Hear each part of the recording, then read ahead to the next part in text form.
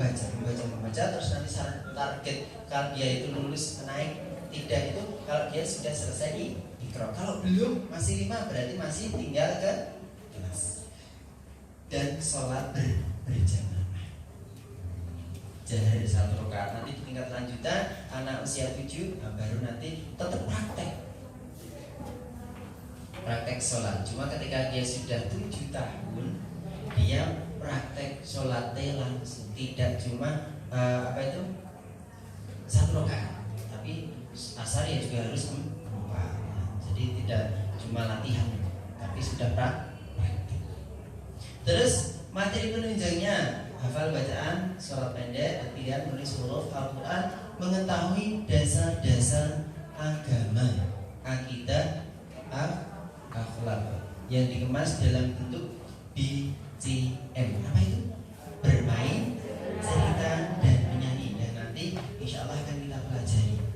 Masa dan waktu pendidikan 1 tahun dibagi menjadi 2 semester. Dan setiap 1 semester ada penerimaan rapor. Untuk TKA-TPA pembelajaran minimal 5 kali, yang 6 kali atau 7 kali bagus.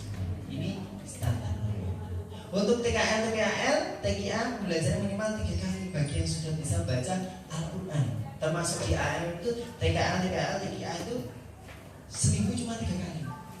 Maka di sana kalau dulu Sabtu Ahad sebelum liburnya itu hari Jumat. Nah, jadi ada grup Sabtu, ada grup Ahad. Kalau grup Sabtu dia berangkatnya hari Sabtu, Senin, sama Rabu. Nanti ada grup Ahad, Selasa, Kamis, Jumat, Ustaz saja libur. Kalau itu nanti diambil 1 untuk pembinaan. Jadi setiap bulan harus ada pembinaan Ustaz. Apalagi lebih masih banyak Ustaz yang baru, umpama di situ di 1 TPA itu. Biar nanti tahu materi apa yang akan kita sampaikan bulan depan. Ayo kita belajar di bulan ini. Kita bina, kita hadirkan pemimpin kita atau senior kita yang kita anggap lebih ilmunya di unit tersebut. Setelah menyelesaikan program ini, santri berhak mengikuti upacara kenaikan tingkat. Nah, kalau dari TKA-TPA ke TKL-TPAN nanti ada wisuda dan pelepasan. Maka kalau di AML setiap tahun ada yang namanya KTBP. Apa itu KTBP? Kenaikan tingkat, wisuda, dan pelepasan santri. Baik, pengelolaan kelas. Tadi TKA TPA. TKA diperuntukkan untuk anak usia 4 sampai 6. Kalau TPA 7 sampai 12 tahun. Bagi yang belum bisa membaca Al-Quran seperti tadi yang sampaikan. Kemarin ada yang tanya, Ustaz, kalau di tempat saya ada anak yang sudah umurnya 8 tahun, itu terus ditaruh yang mana? Kalau ada tempat ataupun temennya, nanti buatkan 1 kelas. Tapi kalau cuma 1, nanti tetap bisa dalam 1 kelas TKA, cuma nanti penangannya Ustadz khusus. Tapi kok Ustadz, saya itu mempunyai 20 santri, tapi saya cuma ngajarnya habis maghrib cuma sendiri. Ya sudah, nanti dibuat asistensi. Bagaimana cara membuatnya? Nanti kalau anak-anak yang sudah jilidnya agak tinggi bisa menjadi tutor sebaya. Jadi kita bisa mengajari itu. Tapi sesekali nanti yang anak-anak yang diajari itu tetap kita pantau perkembangan. Jangan sampai nanti kita ngajar semua, santrinya 20, padahal batas waktunya cuma habis maghrib diakhiri sholat isya. Kalau isya udah selesai gitu. Maka harus ada asisten. Dulu saya di Jawa buat 2015 kalau nggak salah buka, atau 2014 itu buka TPA. Tapi tidak saya daftarkan sendiri habis maghrib sampai sholat isya berjamaah di akhir. Dari 1 santri adik saya sendiri yang saya sekarang akhirnya alhamdulillah menghafal di pondok, doakan insya Allah segera selesai karena ngejar gitu ya. Itu bertambah teman-temannya sampai akhirnya banyak. Kalau berangkat semua sekitar 60-an. Padahal cuma berdua. Setelah tinggal di pondok harus bagaimana? Asistensi anak-anak yang sudah Al-Quran. Nah, iya mbak, kalau minta mbak Mas yang mau ngaji dengan Mas Iwan harus mempunyai syarat apa Mas? Harus mau mengajari adik-adiknya. Yang Al-Quran mengajari Iqra 6, yang Iqra 6 kuat tanggung jawabnya mengajari Iqra 5, 3 sampai anak yang baru Iqra 2 awal baru buka 1 halaman atau 2 bilang, Mas, aku kan sudah Iqra 2, boleh nggak aku ngajari? Jiwa mengajarnya sudah tumbuh. Boleh? Lah boleh nak, duduk sini bu, duduk. Tangannya dilipat, suruh baca. Dia tetap diem, diajari. Tirukan ya. A'udzubillahi minasyaitonirrajim. Maski aku. Lihat saya. Oh iya, maka nanti kalau belajar Iqra pun kan ada beberapa tahap. Minimal harus apa? Melakukan 4 jalan. At-thariqah bil muhakkah dengan jalan meniru. Kita contohkan A. Yang kedua musyafahah, melihat gerak bibir ustadznya. Jangan ditutup.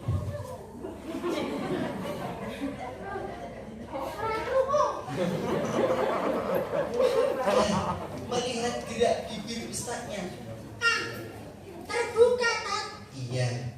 B. Oh, kok rembel? Enggak. Nafasnya enggak? Jadi tahu melihat gerak bibirnya. Yang ketiga dengan jalan apa? Bil kalamis sorry, dengan ucapan yang tepat dan komunikatif. Jadi kalau kita contohkan A, kita lihat gerak bibirnya bagaimana, sudah membuka belum, suaranya bagaimana. Kita pastikan kalau sudah iya. Terus yang keempat dengan jalan bisual atau bisual, dengan jalan memberikan pertanyaan-pertanyaan. Maka nanti kalau mengajarkan pokok bahasa, jadi pokok bahasa yang disampaikan. Nah, perhatikan ini bacanya huruf ba. Apa nak? Ba. Coba lagi. Ba. Bukan dua, tapi ba. Ba. Lagi. Ba. Coba kalau ini. Ketika dia sudah menirukan benar, kita juga sudah mengasih bahwa bacaannya benar, gerak bibirnya juga benar. Coba disoal. Coba nah, ini berarti nanti apa? Ba. Kalau ini A. Ini ba. Ini ba. Ini A. Nah, sudah paham? Bingung. Oh, kok bingung? Kalau sudah paham, baru dia aktif. Jadi pokok bahasa disampaikan, dia sudah menirukan, gerak bibirnya sesuai dengan yang kita harapkan. Kita cek sudah bisa, baru dia aktif. Sampai bawah. Nanti kok kalau kita ragu lagi, ada beberapa yang setelah 1 halaman. Nah, sebelum tasdid, coba ini tadi apa? Nah, kalau ini, nah, kalau ini, nah, kalau kamu manis. Nah, gitu ya, itu caranya. Jadi tidak harus ulang. Jadi nanti ketika mengulang, ini biar nanti kalau nggak ada tanya jawab, apa itu tentang karena keterbatasan waktu, biar dapat poin-poin yang penting, gitu ya. Nah, jadi nanti ketika mengajarkan sendiri itu nanti lebih dalamnya insya Allah akan disampaikan Ustaz Ivan, gitu ya. Baik, terus kita lanjut. Nah, ini yang harus kita perhatikan juga, bagaimana jumlah santri dalam satu kelas. Setiap kelas ada berapa? 15 sampai 20. Jadi jangan terlalu banyak. Nah, kalau ini semuanya santri semuanya ngaji, wah itu kebanyakan. Tapi asal nanti kelas skalanya itu bareng nggak apa-apa. Tapi nanti ngajinya tetap berkelompok kalau seumpamanya tempatnya nggak ada. Tapi usahakan dalam satu kelas 15 atau 20 santri. Biasanya satu kelas berapa?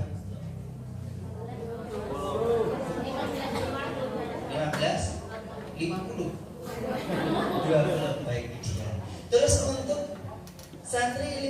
20 itu membutuhkan Ustadz berapa idealnya? Kalau perbandingannya 1:6,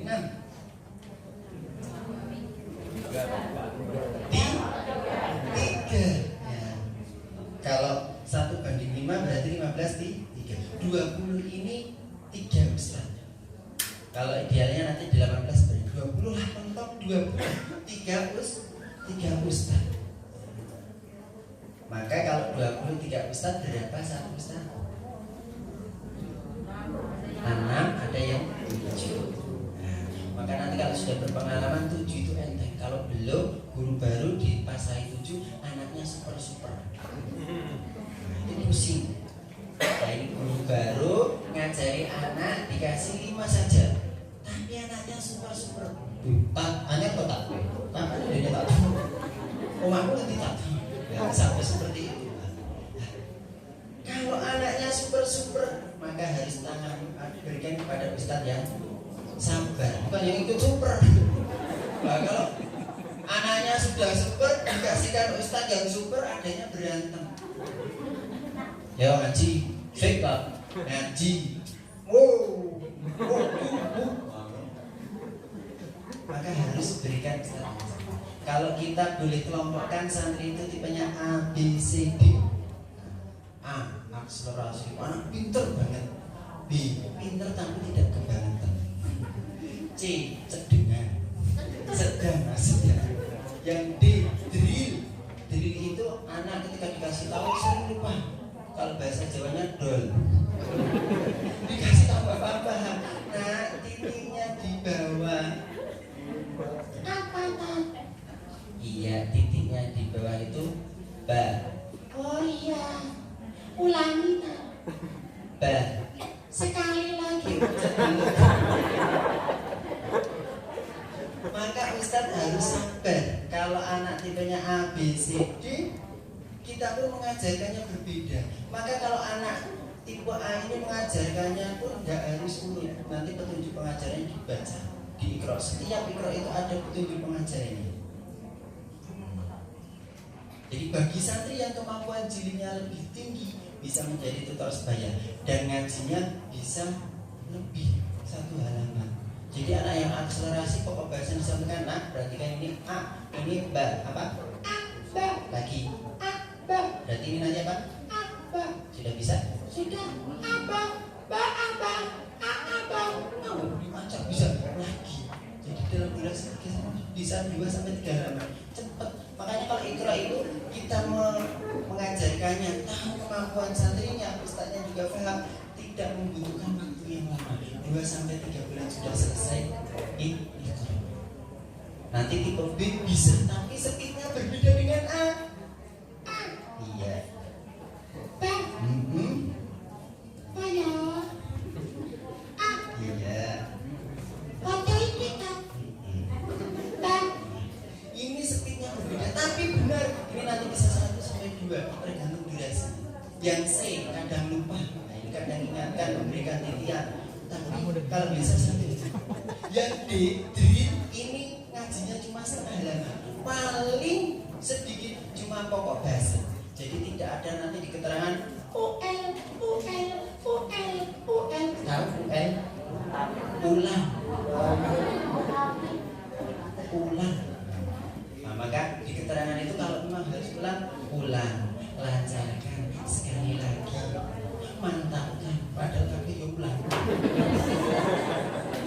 Akan tetapi yang terpenting ini kita harus bisa mengapresiasi bacaan santri kita yang benar ketika mengulang. Maka nanti kalau sudah beberapa, kalau pokok bahasan paham, terus sampai jilid 4, 5, kok ada beberapa yang keliru dalam 1 halaman itu nanti mengulangnya tidak harus 1 halaman. Maka anjuran Iqra ketika sampai bawah harus ada remedi, pengulangan bacaan yang keliru. Tadi kalau diingatkan ini tadi apa nak? Ini iya ternyata bisa. Sumpama kesalahan cuma 2-3. Ketika dibilang kok bisa, keterangan lanjut, ingat panjang pendek. Itu aja. Kok itu yang panjang pendeknya kok masih kacau? Ini tadi apa? Wa makana dibaca. Wa makana. Kalau enggak malah semuanya fa'ala dibaca fa'ala. Galur-galur kabeh. Berarti kalau itu diingatkan kok keliru, berarti di kartu prestasi UL atau ulang, atau di halaman tersebut diulang keterangan panjang pendek. Kalau semuanya, kalau enggak khusus panjang pendek. Nah, kalau enggak ulang baris setengah baris ke atas atau setengah baris ke bawah ataupun baris ketiga. Jadi nanti ketika ngaji berikutnya yang diulang dengan ngaji berikutnya yang keliru kemarin. Tidak semuanya satu halaman. Nah, repot nanti kalau bacanya ayatnya panjang-panjang, ulang lagi. Ya usah diulang. Aku wis rampenan titik kok sampai ra ketemu wis. Metu lockdown. Makanya banyak santri anak kita itu drop out dikarenakan apa? Kita kurang sabar. Kadang terlalu semangat. Kita nggak tahu kemampuan santri. Ustadz yang bijak harus tahu kondisi santri kita. Kita mengajarkan tipe akselerasi B, C ataupun tipe D. Loh sampai ke situ udah. Nah ya ini waktu. Nah, ini contohnya ya untuk waktu 30 menit dalam kegiatan belajar mengajar. Ya, itu nanti untuk metode Iqra disampaikan oleh Ustaz. 15 menit kasihkan 20 menit. Kalau 20 menit dalam mengaji berarti kalau satu santri 5 menit cuma berapa? 5? Tapi tergantung Ustaznya. Kalau 15 bisa. Ya nanti ini kondisional. Jadi apa itu menyesuaikan, ini cuma contoh. Kalau dirasa kurang nggak apa-apa, 30 menit, 40 menit, 1 jam, 1 jam bukan. Tapi kita harus melihat batas konsentrasi santri. Kenapa kok dalam durasi 30 menit perbandingan 1:5 atau 1:6 idealnya dalam mengajari? Kenapa? Karena idealnya konsentrasi santri itu cuma berapa menit? 15. Teorinya begitu. Santri itu untuk konsentrasi penuh itu 5, 7 sampai 10 menit. Cek. Makanya kan sering anak melo-melo. Nah, kecuali dia tidur, tidak bisa berjam-jam, apalagi malamnya bergadang ngopi. Nah, ya, itu ya kita yang harus bangga. Kenapa kok dalam manajemen itu 1:6 dalam durasi 30 menit. Nah, kalau 1:6 berarti satu santri dapat berapa? 5 menit. Apakah dia ngajinya 5 menit? Tidak, anak usia 4 sampai 6 ngajinya nggak sampai 5 menit. Nanti 2 menit untuk antri, untuk istilahnya mengajak agar dia mau mengaji. Ngerih-ngerih istilahnya, ngerayu sopo, ngerayu anak jijiknya. Nah ya ngaji ya. Nah ini tinggal kamu loh. Bentar kan, tak ke kamar mandi. Oh malah mau. Bentar kan, kerayangnya jatuh. Cepat berisi, cepat. Nah, mulai lagi. Mulai ya wes. Harus sigap kalau santri membutuhkan apa kita segera. Oh iya, coba Ustaz bantu ya. Ini di sini kerayang. Ya. Iya tak. Ini di sini tak bukan ya. Oh iya, sabar. Jangan sampai kita terbawa masih. Ini di mana? Di sini tak. Oh iya, yang ini. Ini di sini, nanti ini di sini ya tak. Yang ini di sini Estarmo. Berarti Ustaznya nggak salah. Ketika menemui anak-anak yang seperti itu, ambillah, berikan waktu yang lebih. Mungkin agak banyak. Nanti kalau dia sudah merasanya enak, gitu ya. Insya Allah akan kita perintahkan bukan dulu. Oh boleh. Baik, ini contoh jadwal TKA selanjutnya. Ada praktek wudhu dan sholat berjamaah.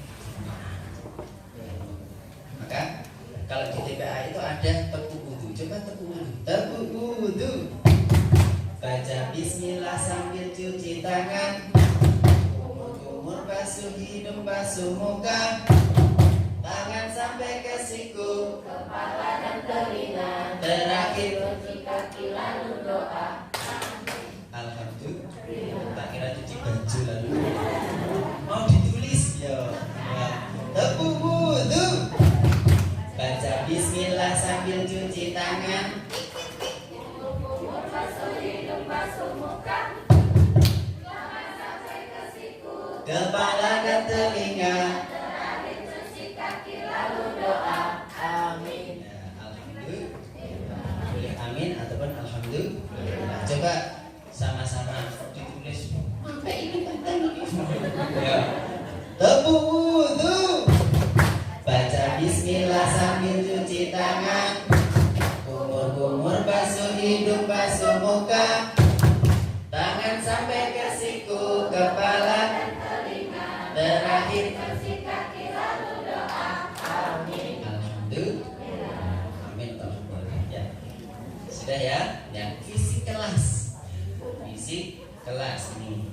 Lingkungan dan sarana kelas perlu kita atur sedemikian rupa. Gunanya apa? Agar mendukung tercapainya tujuan mengajar. Apa saja?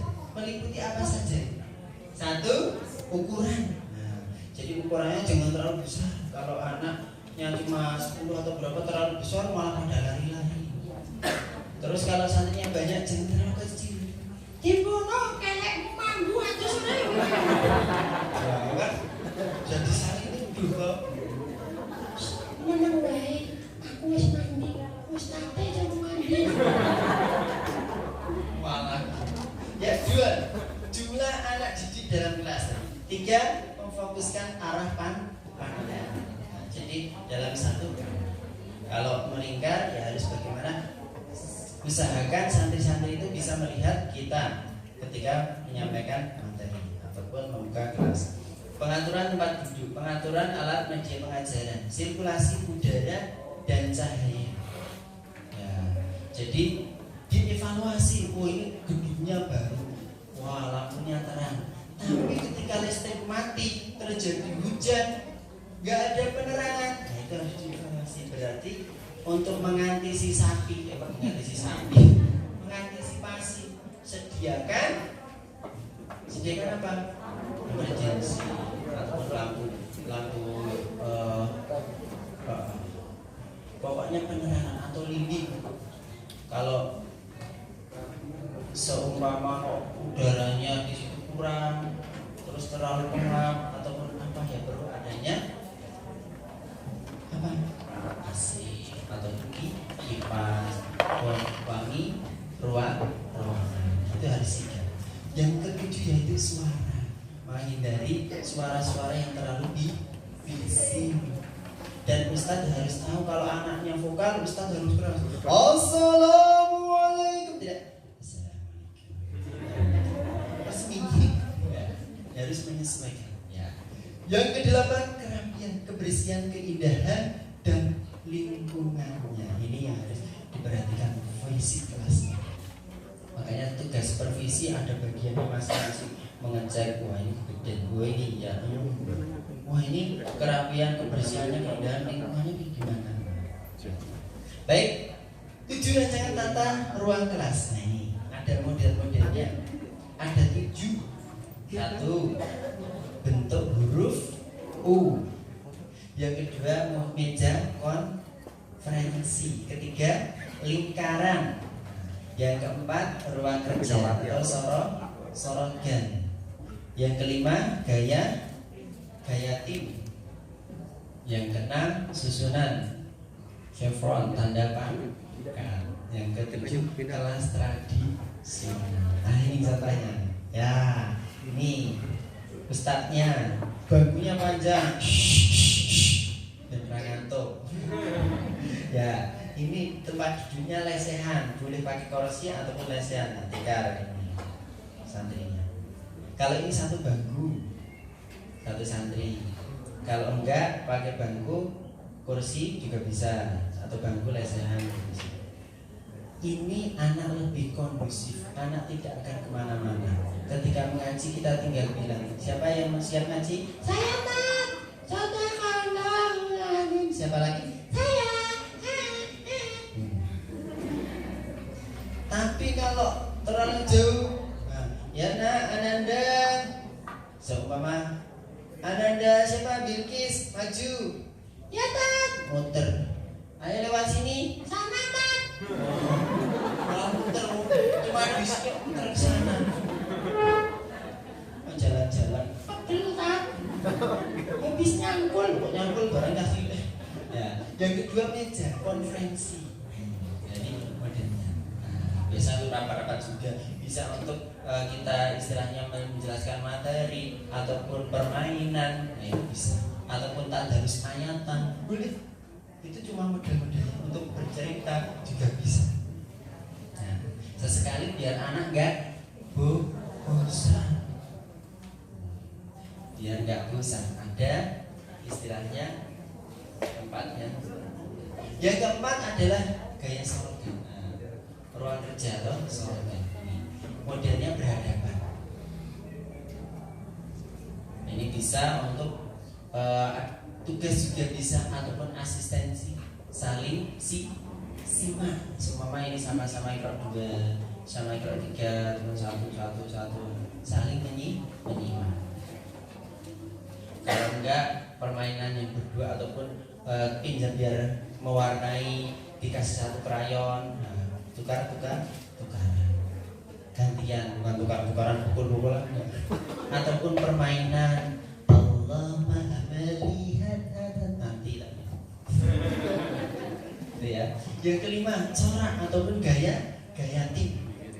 Ya, di sini. Di bangkunya, ini santrinya. Ini ustadznya. Ini sekarang madhabnya ke sana bisa.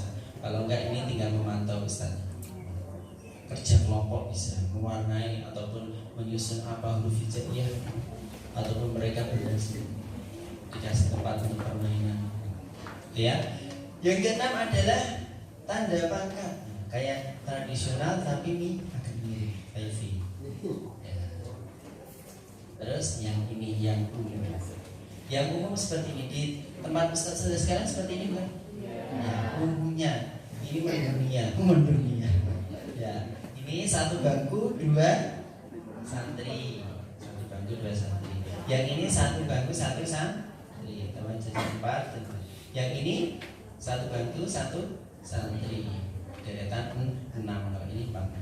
Ini sama. Jadi kalau menyampaikan ini yang harus diperhatikan. Kalau kita menggunakan sistem kelas tradisional, hal yang perlu diperhatikan ketika ada satu ustadz menyampaikan di depan, di belakang harus ada ustadz pendamping dan harus dikasih tahu tugasnya. Di sini dia dikasih kursi apa di tengah, paling enak di sini, itu untuk mengondisikan santri-santrinya yang ngobrol. Jangan malah di sini dengan HP. Santri ini, kamu apa kan? Malah suruh jagain santrinya biar kondisi malah nge-game. Nah ini yang repot. Jadi tugas santri 3, ustadz 3 ini nanti sini menyampaikan materi, yang satu bisa di tengah, yang satu di sini. Tugasnya untuk kalau perhatikan ustadz, jangan malah ngejak ngobrol, ngejak ngomong sakit, kasihan yang di sini. Berarti kalau dia ditaruh di sini kok ngejak ngobrol dengan santrinya malah mainan HP, berarti dia tidak paham tugas guru sebagai pendamping. Harus paham. Ada belum pendampingnya? Biasanya itu ada banyak ustadz malah gitu. Yang satu nerangkan, ustadz-ustadznya terek-terek. Jangan malah do ngobrol. Ustadznya berisik. Dewi pojok-pojok, santrinya tambah berisik. Ini sekolah atau pasar pindah. Nah itu yang harus diperhatikan. Jadi ustadz menyampaikan materi ini atau wali kelasnya, nanti ada pendampingnya. Kalau satu ya di sini. Sesekali dia jalan, kalau di tengah ada yang ngobrol dengan nggak usah teriak-teriak, kata malah ngobrol bunyi dewe kan lo. Itu ngobrol beneran.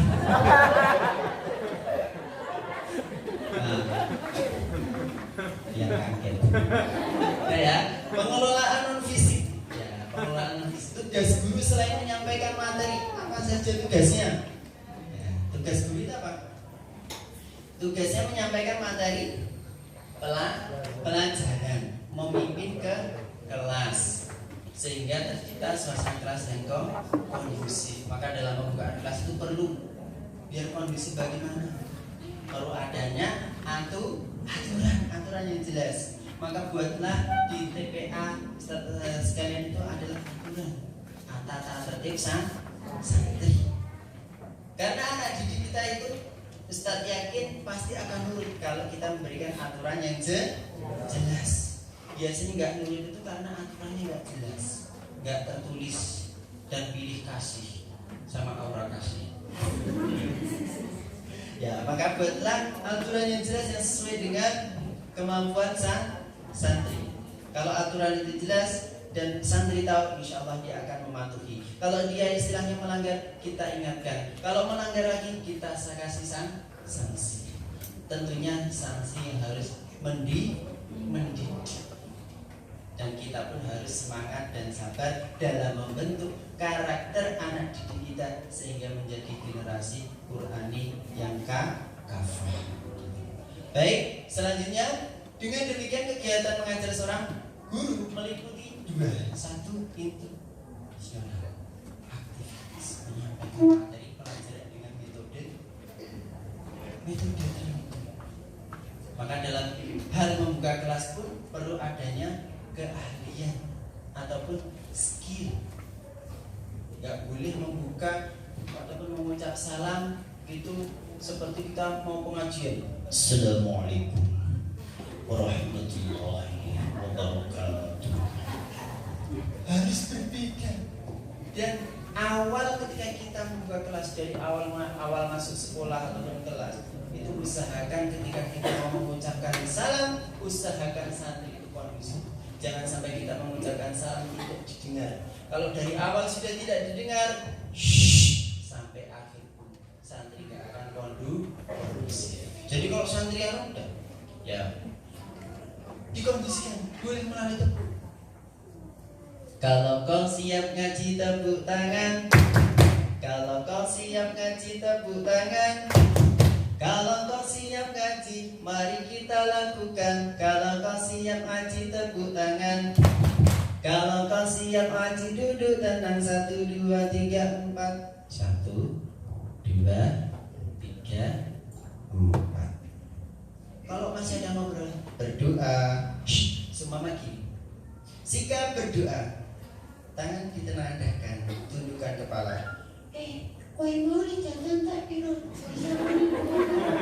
Anak-anak, kita sudah gini berdoa. Kok masih ada musik? Suara kita tinggikan. Berdoa.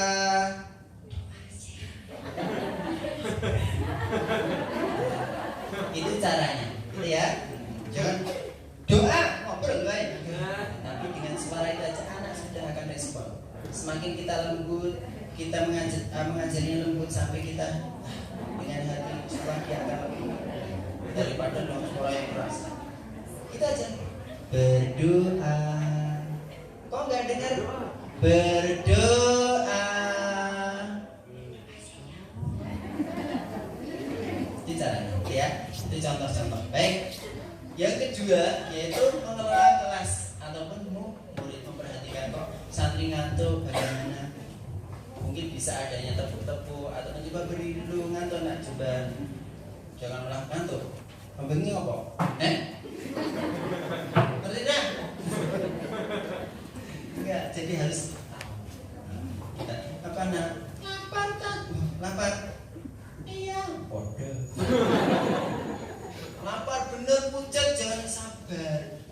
Apalagi ngajari anak puasa.